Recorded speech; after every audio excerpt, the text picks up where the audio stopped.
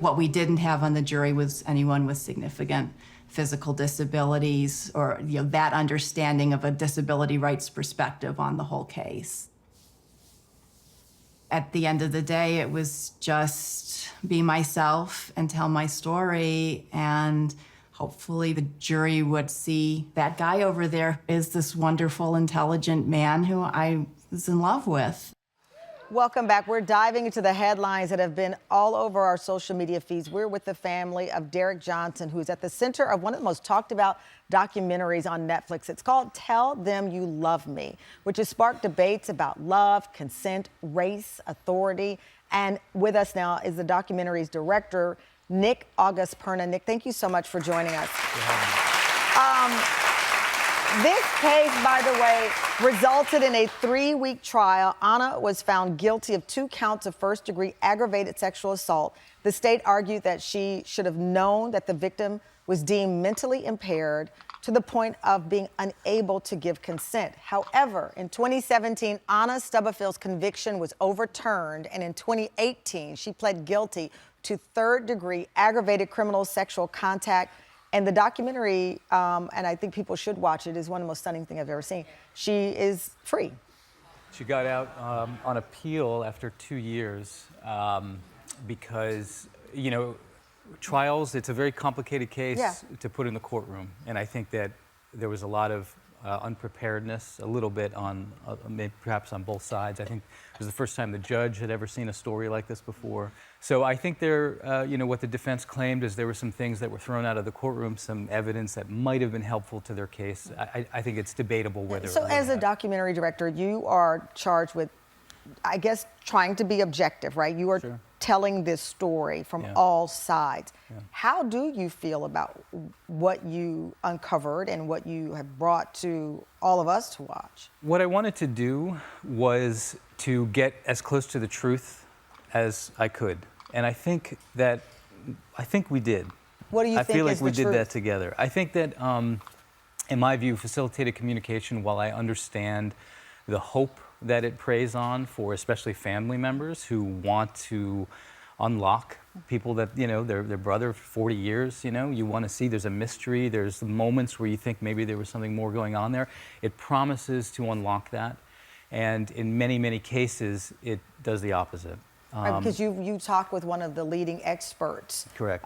Who doesn't believe that the facilitated communication is effective. Correct. That said, this became an issue from the family's perspective of race, of consent, of who gets to be believed. And I know you talk a lot about the race component in here because she is white and it was an authoritative figure. And this family was seen as, to some people, silenced or not important enough for you to be believed. I think part of it was in her, I guess, trying to mold Derek through FC. She was making these assumptions about what Derek preferred and what Derek didn't like. And so Nick captures the scene where my mom is driving with him to an event. She changes the music station from gospel to classical. And we like classical, but when she said Derek prefers this, it suggests that he wants this more than that. And African Americans, I think, for a very long period of time, since being in this country, we've been placed in a position of having to default to some supposed betterness that exists out there, that blackness isn't enough. And the way I interpreted it, and it's interesting because she is a scholar of race and disability. And so these are some things that she already knows about, has studied, has written extensively about.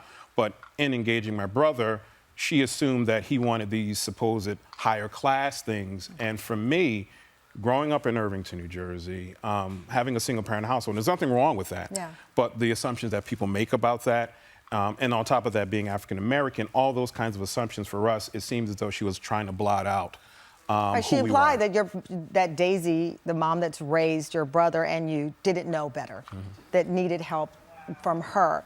And Daisy, you are backstage with Derek, and I don't want to leave you out of this conversation because one of the things that really stuck out to me as a mom was you've been caring for him his entire life. You were told he would not live, and to have someone come in and say to you, you don't know what's best for him. I do. And that includes being intimate with him. Yes. I felt your sadness. I felt it. Yes. And I felt when you said people didn't believe you. Yes. They believed her. And, you know, people had never seen me. And they got on the witness stand and said, oh, she didn't have a formal education. She only had a 12th grade education.